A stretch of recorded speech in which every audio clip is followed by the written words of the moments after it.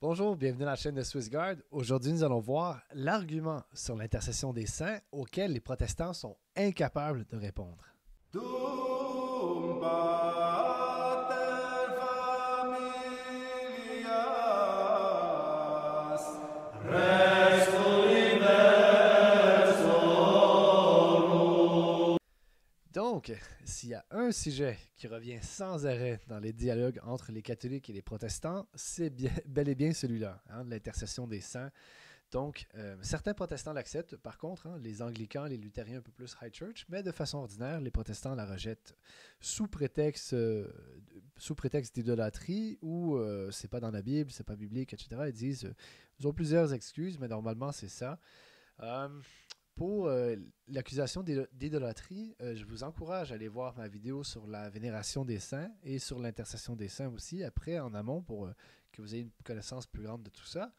Mais il y a un argument qui est béton, en fait, et que les protestants, à chaque fois que je leur présente, j'ai jamais eu de réponse concrète, à part certaines concessions, en fait. Et je tenais à vous le partager, et ça va comme suit, en fait. On va aller dans Jérémie 31, et on va voir, en fait, que non seulement il y a un saint qui intercède pour le peuple de Dieu, mais il y a une notion de maternité. Et ça, c'est intéressant. On va aller tout de suite à Jérémie 31, versets 15 à 17. Ainsi parle Yahweh. Une voix a été entendue à Rama, des lamentations et des pleurs amers. Rachel pleurant ses enfants. Elle refuse d'être consolée sur ses enfants parce qu'ils ne sont plus. Ainsi parle Yahweh. Retiens ta voix de gémir et tes yeux de pleurer, car ton œuvre aura sa récompense. Oracle de Yahweh. Ils reviendront du pays de l'ennemi. Il y a de l'espérance pour tes derniers jours. Oracle de Yahweh, et tes enfants retourneront dans leurs frontières. Donc là, il y a des éléments très, très intéressants dans ce passage-là. Okay? Le premier, c'est que Rachel est morte depuis plusieurs siècles. Et pourtant, elle a une émotion et une interaction avec Dieu. Okay? Donc, elle est consciente de ce qui se passe sur Terre et elle est capable d'interagir avec Dieu. Ce que les protestants, la plupart, pas tous, mais ce que la plupart nient en fait. Ils disent que lorsque l'on meurt, jusqu'à l'avènement final de notre Seigneur, ben, tout le monde est comme en état latent. Hein? On ne peut pas avoir d'interaction, on est mort, on est endormi, etc. Et oui, on est endormi dans la mort, mais pas de la même façon qu'eux disent. Okay? On peut avoir des interactions et c'est ce que la Bible nous enseigne en fait, surtout dans ce passage-là. Donc, Rachel a une interaction avec Dieu, elle a une émotion. L'interaction, c'est que elle est triste pour ses enfants. Donc, il y a une notion de maternité dans le peuple de Dieu. Donc, le peuple de Dieu a une mère spirituelle, charnelle, oui, certes, mais spirituelle aussi. Pourquoi? Parce que même après, elle continue d'intercéder pour ses enfants. Hein? Je ne sais pas si les catholiques commencent à comprendre un peu, là, mais il y a une mère dans le ciel qui intercède pour ses enfants, okay? qui fait un peu l'avocate, hein? qui est touchée par ce qui se passe sur terre et qui est consolée par Dieu. Et Dieu exauce la prière de Rachel et va finalement aller rassembler ses enfants. Okay? Il va aller aussi donner des grâces à ses enfants et finalement, on ne sait pas si Rachel est consolée ou pas, mais Dieu exauce quand même Rachel. Okay? Donc là, dans un passage clair d'une personne qui est défunte, qui a une interaction avec Dieu, on a une personne qui intercède pour ses enfants et qui est exaucée. Donc on a un exemple de l'intercession des saints. Et troisièmement, on a un exemple d'une mère spirituelle qui pleure pour tous ses enfants dans le peuple de Dieu. Donc, une mère de miséricorde. Okay? Là, vous allez dire, OK, ouais, c'est un peu poussé, mais attendez. On va aller dans d'autres passages et vous allez voir en fait que c'est très vrai ce qui se passe. Okay? Donc maintenant, ce que un protestant pourrait répondre à ça, c'est que oui, mais ça, c'est juste un oracle. Ce n'est jamais arrivé. Le problème avec ça, et on me l'a déjà fait, en fait, on me l'a déjà sorti, le problème avec ça, c'est que le Nouveau Testament dit tout le contraire. On va aller au passage de Matthieu 2, vous savez, le passage où Hérode entre en colère avec les mages et finalement décide de tuer les enfants. On va aller lire ça. Donc Matthieu chapitre 2, versets 16 à 18.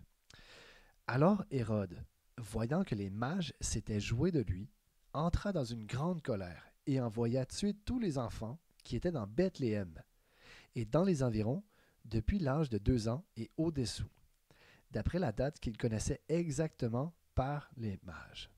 Alors fut accompli l'oracle du prophète Jérémie, disant, une voix a été entendue dans Rama, des plaintes et des cris lamentables. Rachel pleure ses enfants et elle n'a pas voulu être consolée parce qu'ils ne sont plus. Et là, évidemment, là, on comprend un peu que lorsque Dieu console Rachel dans Jérémie 31, en fait, c'est l'envoi du Messie qui va se passer. Hein? Donc, ces enfants vont être accueillis, si on veut, dans le royaume. On le verra plus tard avec les saints martyrs, la fête des saints enfants martyrs. Mais il y a une mère de miséricorde qui intercède pour des enfants qui ne sont plus. Okay? Donc, les enfants, évidemment, ce sont ceux qui ont été assassinés par Hérode. C'est un peu plus que ça, hein, c'est au peuple large, mais particulièrement dans ce passage-là, c'est ça. Donc, Matthieu, ce qu'il dit, en fait, c'est que c'est là que ça se passe, cette prophétie-là. C'est là que ça se passe. Donc, c'est encore plus tardif que dans Jérémie. Donc, c'est vraiment des siècles et des siècles après après la vie de Rachel. Donc, Rachel, elle est vraiment défunte. L'oracle a lieu plusieurs siècles avant avant l'arrivée de cet oracle, l'accomplissement, pardon, de cet oracle. Et voilà, il se passe réellement. Okay? Maintenant, pour comprendre un peu plus ce qui se passe, on va aller lire dans Ruth, chapitre 4, verset 11, un petit passage. Tout le peuple qui était à la porte et les anciens dirent, « Nous en sommes témoins, que Yahweh rende la femme qui entre dans ta maison semblable à Rachel et à Lia, qui toutes les deux ont bâti la maison d'Israël. Sois fort, Ephrata, et fais-toi un nom dans Bethléem. » Donc, dans ce passage-là, ce qui est important, ce qui est intéressant, c'est on rappelle en fait que le peuple de Dieu a une mère. Okay? C'est Rachel et Léa qui ont bâti la maison d'Israël. C'est pas n'importe quoi, là. C'est pas anodin, c'est pas peu, en fait, ce qu'on est en train de dire. On dit que Rachel et Léa ont bâti la maison d'Israël. Elles sont une mère pour le peuple de Dieu et elles sont indissociables du peuple de Dieu. Okay? Et ce qui est intéressant, c'est que les prophéties tournent toujours alentour de Bethléem. Et dans Matthieu 2, c'est à Bethléem que ça se passe. Là, il y a un petit truc qui est intéressant. Okay? C'est que dans la Bible, les femmes sont toujours ou presque enterrées avec leur mari, sauf raison grave. Okay? Mais là, Rachel n'a pas été enterrée avec Israël. Elle n'a pas été enterrée avec Jacob. Elle a été enterrée à Bethléem. Pourquoi? Il y a une raison pour tout ça. Et là, je vais aller vous lire un passage d'un texte juif, okay, d'une midrashim qui se retrouve dans les écrits, dans la littérature des Juifs. Pourquoi? Parce que les Juifs, bon, les protestants sont très forts aussi pour dire les Juifs, on doit les suivre, on doit les suivre, on doit les suivre. Ben là, en fait, si vous vous dites qu'on doit les suivre, ben, on va lire un passage et vous devez les suivre. Hein. Mais c'est qu'ils ont beaucoup de midrashim qui expliquent certains passages bibliques et certains, en fait, ont une certaine autorité chez les chrétiens parce que les pères de l'Église vont avoir la même interprétation, en fait.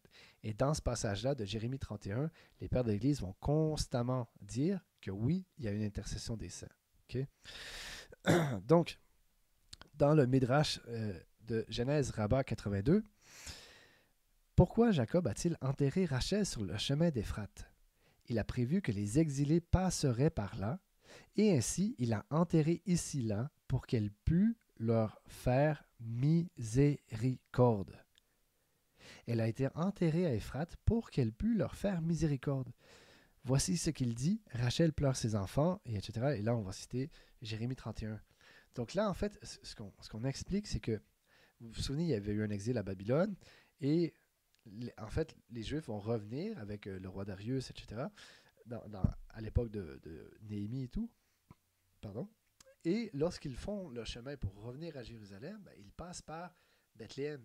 Et là, se retrouve une mère qui va prier pour eux, qui va leur faire miséricorde, qui va intercéder pour eux, puisqu'elle est une mère pour tous ses enfants. Et elle a une interaction avec Dieu, un pouvoir d'intercession, nous dit la Bible, nous dit les Juifs, nous disent les premiers chrétiens, etc. etc. Et c'est pour ça, en fait, qu'elle est là. C'est pour ça que son tombeau est là, pour faire miséricorde aux gens. Donc là, c'est assez indéniable, en fait. Et plus loin, dans le même Midrash, Rachel va faire une prière. Et elle va dire ceci dans sa prière, « Seigneur de l'univers, tu sais que Jacob, ton serviteur, m'a beaucoup aimé et a travaillé pour moi pendant 7 ans de la maison de mon père, et que lorsque ces 7 années seront terminées, mon père a prévu de me substituer ma sœur comme épouse. Je connaissais son plan et j'ai donc été jeté dans un dilemme. J'ai informé mon mari du complot de mon père et lui ai donné un signe pour faire la distinction entre moi et ma sœur. Mais plus tard, j'ai changé d'avis. j'ai supprimé mon désir pour Jacob et conçu de la pitié pour la honte de ma sœur. Et là, on va plus loin parce que c'est assez long. Hein. Et si moi, simple mortel, poussière et cendre, j'ai vaincu mon envie et n'ai pas fait honte à ma sœur, pourquoi devrais-tu, le roi miséricordieux, être jaloux de l'idolâtrie qui n'a pas de substance et exiler mes enfants pour qu'ils soient mis à mort par l'épée et devenir la proie de leurs ennemis? Ah, c'est exactement ça qui s'est passé dans Matthieu 2. Hein? Ils sont passés par l'épée, les enfants. Et aussitôt, la miséricorde de l'Éternel fut éveillée. Et il dit, pour toi, Rachel, je remettrai Israël à sa place. Car il a été dit, une voix se fait entendre à Rama. Donc là, c'est magnifique en fait. Tout prouve le catholicisme en fait. Tous les chemins mènent à Rome. L'intercession des saints, c'est une croyance qui est dans la Bible, qui est chez les Juifs, qui est chez les premiers chrétiens, qui a toujours été présente. Et là, ce sont des scélérats, 16 siècles plus tard, qui se mettent à essayer de tout remanier le christianisme pour donner du plus de pouvoir au gouvernement séculier qui n'en voulait pas de l'Église. Mais nous, on ne les écoute pas. Nous, on se fie à ce que la Bible dit, on se fie à ce que la tradition dit, et on se fie à ce que le concile œcuménique dit, à ce que le magistère vivant dit, au consensus des saints, des docteurs. L'intercession des saints est claire. Et dans le passage de Rachel, c'est magnifique parce que on voit une mère qui prie pour ses enfants qui sont en exil. Et Dieu les exauce et les ramène à Israël. Mais souvenez-vous du rôle de Marie. Hein? Tous les personnages de l'Ancien Testament qui font une figure christique sont des gens d'une très grande vertu, mais jamais autant que l'accomplissement de tous ces personnages-là dans le Christ. Et c'est la même chose pour les femmes. Toutes les femmes prophètes ou peu importe, vont avoir de grandes vertus, mais vont trouver leur accomplissement dans la Vierge Marie. Et justement, si Rachel était une mère de miséricorde qui priait pour ses enfants, qui était en exil et que Dieu intercédait et acquiesçait à sa justice, eh bien, combien plus la Vierge Marie. Si Rachel a été chaste par amour de la justice, combien plus la Vierge Marie. Et regardez le Salve Regina, en fait, ce que ça dit. Salut ô reine, mère de miséricorde, notre vie, notre consolation, notre espoir, salut. C'est pas ça qu'on a vu dans le passage de Rachel? Absolument. Enfants d'Ève, de cette terre d'exil, nous crions vers vous, hein, l'exil de la vie vers la vie éternelle, absolument, comme Rachel. Vers vous, nous soupirons, gémissant et pleurant dans cette vallée de larmes. Ô vous, notre avocate, exactement comme Rachel a été une avocate. Tournez vers vous vos regards compatissants. Et après cet exil, obtenez-nous de contempler Jésus, le fruit béni de vos entrailles, ô clémente, ô miséricordieuse, ô douce Vierge Marie. Indéniable. C'est indéniable. Alors mes frères, mes sœurs, je vous recommande, prenez des notes avec tout ça, prenez le temps de lire tous ces passages-là et partagez-les à tous les protestants qui ne croient pas en l'intercession des saints, qui ont des objections, afin que tous puissent être un, afin que nous puissions tous être en communion les uns avec les autres au sein de la seule Église du Christ, l'Église catholique. Notre Seigneur n'est pas polygame, il n'a pas 33 000 épouses, il en a une seule, elle est une, sainte, catholique et apostolique. Frères et sœurs, j'espère que cette vidéo vous a plu, n'oubliez pas de la partager, donner un like, commenter, et à la prochaine. Au nom du Père, du Fils et du Saint-Esprit.